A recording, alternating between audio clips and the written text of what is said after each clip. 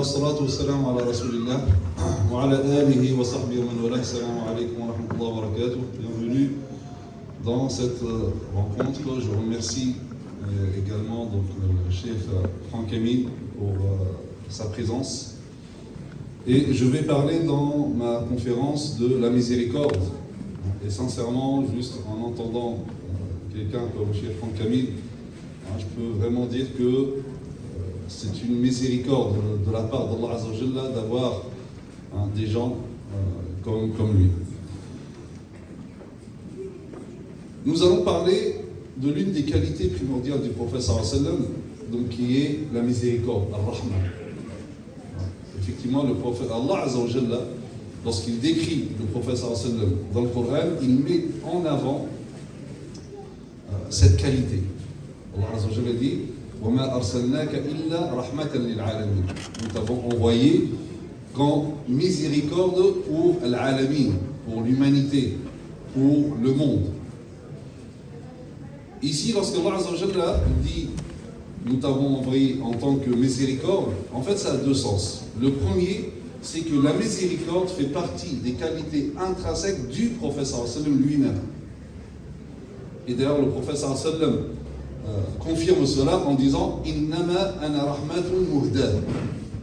Je ne suis qu'une miséricorde offerte à toute l'humanité. Donc lui-même en soi, donc c'est une miséricorde offerte à toute l'humanité. Donc la miséricorde fait partie des qualités intrinsèques du prophète. Deuxième sens de Wama arsalnaka illa rahmatan lil alamin, nous t'avons envoyé comme miséricorde pour le monde, pour l'humanité, c'est que le message apporté par le prophète sallallahu alayhi wa sallam est également caractérisé par la miséricorde. C'est-à-dire que ce message est venu en tant que miséricorde pour toute l'humanité et pour toutes les créatures. Et d'ailleurs, le prophète sallallahu alayhi wa sallam, pour concrétiser ce sens, il dit lui-même Man la yarham nas la yurham. Donc, il dit Man la yarham nas la yurham, dans une version la yarhamu Allah. Donc, le prophète sallallahu alayhi wa sallam dit celui qui ne fait pas miséricorde aux gens, nas, Dieu ne lui fera pas miséricorde. Donc, Allah Azza wa Jalla ici, ou bien le prophète sallallahu alayhi wa sallam utilise le terme an-nas, man la yarham an-nas, celui qui ne fait pas miséricorde aux gens, c'est-à-dire en dépit de leur ethnie, de leur religion, de leur nationalité. Donc c'est une miséricorde générale. Le prophète sallallahu alayhi wa sallam dit dans un hadith la tu'minu hatta tarahamu. Il dit vous ne serez véritablement croyants que si vous faites preuve de miséricorde. Là, les compagnons, quand ils ont entendu ça, ils ont dit au prophète sallallahu alayhi wa sallam Ya Rasulallah, kulluna rahim. En messager de Dieu, en fait, nous faisons tous miséricorde. C'est-à-dire autour de nous, la famille, les enfants. Donc, en nous, il y a tous. En nous tous, il y a de la miséricorde. Et là, le prophète sallallahu alayhi wa sallam, il dit Innahu laysa bi rahmati ahadikum sahibahu. Walakinnahu walakinnaha rahmatul amma. Donc le prophète sallallahu alayhi wa sallam dit il ne s'agit pas de la miséricorde de l'un de vous pour son proche, son compagnon, mais d'une miséricorde pour tous les hommes, pour toute l'humanité. Rahmat al-amma, c'est-à-dire une miséricorde générale, donc qui touche tout le monde, les êtres humains et autres, comme nous allons voir juste après. Et comme je vous ai dit tout à l'heure, cette miséricorde est une qualité intrinsèque dans le prophète sallallahu alayhi wa sallam. Vous savez, le prophète sallallahu alayhi wa sallam, il était prophète, mais c'était aussi un chef d'État, c'était aussi un chef de guerre, etc. Et quand nous regardons l'histoire, il y a eu des grands hommes qui sont connus ou par la force, par leur conquête, leur puissance, leurs armées. En général, ces gens-là, ils ont du mal à allier miséricorde et force. C'est toujours la force, la puissance qui va l'emporter. Et dans les moments, notamment de guerre ou après-guerre, etc., là, ils ont du mal à se maîtriser. Et donc, il y a des excès que nous connaissons dans l'histoire. Le prophète sallallahu alayhi wa sallam n'était pas comme ça. Parce que justement, la miséricorde fait partie de lui intrinsèquement. Lorsque le prophète sallallahu alayhi wa sallam arrive à la Mecque, victorieux, triomphant, il faut se rappeler que ces gens-là l'ont combattu, l'ont banni, chassé de la Mecque. Ils ont tué son oncle, Hamza. Ils l'ont mutilé. Ils ont tué des musulmans. Lorsqu'il arrive, donc triomphant, avec une armée de 10 000 soldats, c'est-à-dire 10 000 épées, attendaient juste l'ordre du prophète sallallahu alayhi wa sallam. Mais le prophète sallallahu alayhi wa sallam n'était pas comme ça. Là, ce n'est pas la vengeance qui va s'exprimer ou la haine. Non, c'est la miséricorde. Et c'est là où le prophète sallallahu alayhi wa sallam, lorsque il a tous les Mécois devant lui, ces gens qu'on dit qui l'ont banni, qui l'ont combattu, etc., il leur dit: que pensez-vous que je vais faire de vous maintenant? Vous n'étiez pas encore musulmans. Ils lui disent: Akhun Karim, Wabnu Akhin Karim. Tu es un frère noble, généreux, fils d'un frère noble et généreux. Et là, il leur dit: La tathriba alaykum al-yawm, yaghfirullahu lakum wa huwa arhamur rahimin. Donc, il leur dit, dans ce qu'a dit, comme nous a dit tout à l'heure Franck Camille, il cite ce qu'a dit Youssouf alayhi salam à ses frères. Donc il leur dit: pas de récrimination, pas de rancœur, de rancune contre vous aujourd'hui, que Dieu vous pardonne, c'est lui le plus miséricordieux des miséricordieux. Idhabu fa antum tulaqa. Allez tous, vous êtes libres. Cette miséricorde, bien sûr, a plusieurs aspects, elle se manifeste dans plusieurs aspects, notamment, on va citer quelques aspects de la miséricorde du prophète sallallahu alayhi wa sallam, notamment avec les enfants. Anas radhiyallahu anhu qui a grandi. Là, c'est un homme, un enfant ou un jeune d'expérience qui parle. Dès que le prophète sallam est arrivé à Médine, sa mère, Sulaym, la porte au prophète sallallahu alayhi wa sallam, il n'avait que 10 ans. Pour qu'il grandisse chez le prophète sallallahu alayhi wa sallam et qu'il soit éduqué chez le prophète sallallahu alayhi wa sallam. Et Anas radhiyallahu anhu dit: je n'ai jamais vu quelqu'un de plus compatissant envers les enfants que le prophète sallallahu alayhi wa sallam. Un jour, le prophète sallallahu alayhi wa sallam était en compagnie de l'un des chefs de tribu, donc qui s'appelle Al-Aqra' ibn Habis. Et là, il y a le petit-fils, Al-Hassan, qui vient voir le prophète sallallahu alayhi wa sallam. Le prophète sallallahu alayhi wa sallam le prend sur lui et il l'embrasse. Al-Aqra' ibn Habis, devant lui, étonné, il lui dit: Wallahi, j'ai 10 enfants, je n'ai jamais embrassé l'un d'eux. Et là, le prophète sallallahu alayhi wa sallam lui dit: Man la yarham, la yurham. Celui qui ne fait pas preuve de miséricorde, on ne fera pas, Allah Azza wa Jalla, ne fera pas preuve de miséricorde vis-à-vis de lui. Et là, il lui dit: ce n'est pas de ma faute si Dieu a ôté la miséricorde de ton cœur. Une fois, le prophète sallallahu alayhi wa sallam, il se présente à la mosquée. C'est également l'imam de la mosquée, donc il va guider la salat. Il rentre et sur lui, donc, sur ses épaules, sa petite fille, Oumama, la fille de Zaynab, la fille du prophète sallallahu alayhi wa sallam. Donc il rentre pour faire la salat. Et il commence la salat et la petite est sur ses épaules. Vous imaginez aujourd'hui, si un imam, il vient avec un enfant sur les épaules pour prier. Les enfants, on sait, ça se passe dans certaines mosquées, les pauvres, certains sont tellement traumatisés, c'est que plus tard, ils ne viennent pas. Parfois, on se dit où sont les jeunes, mais le problème, c'est qu'on les a chassés lorsqu'ils étaient enfants. Donc cet enfant que nous chassons de la mosquée aujourd'hui, c'est les jeunes qu'après, on va courir après pour qu'ils viennent à la mosquée. Donc il rentre avec Oumama, sa petite fille, sur ses épaules. Il commence la salat comme ça. Et quand il vient faire l'inclinaison au recours, il la descend par terre. Il fait un recours, soujoud, et quand il se lève, il la reprend, il la remet sur ses épaules. Et il a fait ça pendant toute sa prière, sallallahu alayhi wa sallam. Sa miséricorde vis-à-vis des enfants était telle que, parfois, par rapport à la salat, il l'a longé, il allongeait la salat ou il raccourcissait la salat en fonction des enfants.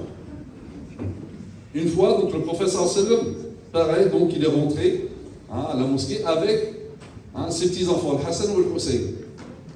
Donc ils étaient avec lui, et pendant la salat, l'un d'eux a grimpé sur le dos du prophète sallam alors que le prophète sallam était en prosternation. Le prophète sallam, il est resté comme ça, prosterné, jusqu'à ce que son petit-fils descende lui-même. Si bien que les compagnons commençaient à se poser des questions. S'il est resté très, très longtemps prosterné. Et justement, à la fin de la salat, ils ont dit, Ya Rasulallah, tu es resté tellement longtemps en prosternation, c'est qu'on a eu peur qu'il t'est arrivé quelque chose. Et peut-être que tu as rendu l'âme alors que tu étais prosterné. Ou peut-être que tu recevais la révélation. Il leur dit, non, rien de tout cela. C'est uniquement mon fils est grimpé sur mon épaule et j'ai eu peur de me lever et le faire tomber. Et donc je suis resté comme ça jusqu'à ce qu'il descende tout seul. Vous imaginez un imam faire ça? Déjà un imam, s'il s'est prosterné un petit peu trop longtemp, mais il fait recours un petit peu trop longtemps. Est-ce qu'il, peut-être le premier rang, tu es resté trop longtemps, tu t'es prosterné trop longtemps, tu as fait ça, oui, il ramène plus de pause, comment on l'appelle pour certains, alors que c'est ça la miséricorde du prophète. Le jour de la prise de la Mecque, Abu Bakr qui retrouve son père, il est tellement content, son père qui a atteint un âge très avancé, il porte son père sur son dos et il le ramène jusqu'au prophète sallam pour qu'il annonce donc son adhésion à l'islam. Le prophète sallam, lorsqu'il voit ça, il dit, Ya Abu Bakr, pourquoi tu ne me l'as pas dit? J'aurais été moi, même voir ton père. Pourquoi donc tu as dérangé ce vieil homme? Et Abu Bakr il dit c'est à lui de se déplacer. Non, il dit non, c'était à moi d'aller vers lui. C'est-à-dire la miséricorde du prophète sallallahu alayhi wa sallam. Le prophète sallallahu alayhi wa sallam qui est soucieux donc des personnes âgées et de leur confort, il enseignait aux compagnons, les imams notamment, de faire attention lorsqu'ils prient. Ne pas prier trop long parce que justement, il y a des gens derrière qui peuvent avoir un certain âge, donc rester trop longtemps debout, c'est fatigant pour eux, rester trop longtemps faire le cours ou un soujoud. Et d'ailleurs, un homme est venu voir le prophète sallallahu alayhi wa sallam et dit, Ya Rasulallah, je ne viens plus à la prière en commun à cause d'un tel, parce que la prière est trop longue. Abdullah ibn Mas'ud, il dit, le prophète sallallahu alayhi wa sallam a fait un sermon, je ne l'ai jamais vu aussi en colère. Et là il dit, Inna minkum munaffirin. Il y a des gens parmi vous qui provoquent le rejet, qui font détester l'islam aux gens. Et là il dit, lorsque l'un d'entre vous dirige la prière, qu'il l'allège. Rapidement, quand tu pries pour toi, tu peux rester quand tu veux, mais quand il y a des gens derrière toi, tu dois alléger, il dit car il peut y avoir parmi vous des malades, des personnes âgées et des gens liés à des obligations, tout court. Le prophète sallallahu alayhi wa sallam, c'était une miséricorde non seulement pour les êtres humains, mais également pour les animaux, par exemple. Le prophète sallallahu alayhi wa sallam dit, il parle d'un homme qui est descendu dans un puits, dans un désert, donc il y a des points d'eau, il trouve un puits et il descend pour boire. Il boit et il remonte. En remontant, il voit un chien. Le chien avait tellement soif qu'il léchait le sol autour du puits, donc là, la terre était un petit peu humide. Il léchait le sol. Cet homme dit, ce chien a aussi soif que moi. Il est redescendu. Il a enlevé sa chaussure, il l'a rempli d'eau, il l'a mis dans sa bouche, il a regrimpé à nouveau et il a donné de l'eau au chien. Le prophète sallallahu alayhi wa sallam dit, grâce à cette action, Allah Azza wa Jalla lui a absous ses péchés. tu ne sais pas quelle bonne action peut absoudre tes péchés et te faire entrer au paradis. Peut-être que ce chat que tu nourris, etc., que tu vois, tu dis peut-être c'est rien. Tu ne sais pas, c'est peut-être cette hasana-là qui va te faire entrer au paradis comme cet homme. Les compagnons, lorsqu'ils ont entendu ça, disent Ya Rasulallah, est-ce que nous sommes récompensés par rapport à un acte de bonté vis-à-vis d'un animal? Et là, le prophète sallam dit oui, il y a une récompense pour tout être vivant. Les êtres humains, mais aussi les animaux. Le prophète sallam, lorsqu'il voit une fois un chameau, il était tellement mince que même ses côtes, on dirait qu'ils étaient collés. Et là, le prophète sallam voit le propriétaire et lui dit Taqullah, craignez Allah par rapport à ces bêtes. Montez-les en bon état et mangez-les en bon état. Le prophète sallam, une fois pendant le voyage, il va faire ses ablutions, etc.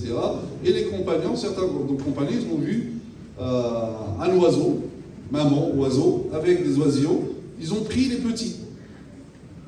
La mère volait, faisait des tours et criait. Le prophète sallam l'a entendu. Il arrive, il dit qui a pris les petits de cette maman? Rendez-lui ces petits. Ça, c'était la miséricorde du prophète sallallahu alayhi wa sallam. Donc, miséricorde avec les animaux, miséricorde avec l'environnement. Nous avons vu tout à l'heure l'objet, le mot du prophète sallallahu alayhi wa sallam qu'il utilisait pour faire ses ablutions. Les 700 millilitres maximum pour faire ses ablutions. Donc, combien il nous faut pour faire nos ablutions? Ça, c'est le mot que vous avez ici. Le sar, c'est 4 fois. Il n'est même pas 3 litres. Le prophète faisait avec le roussel, entièrement, avec même pas 3 litres.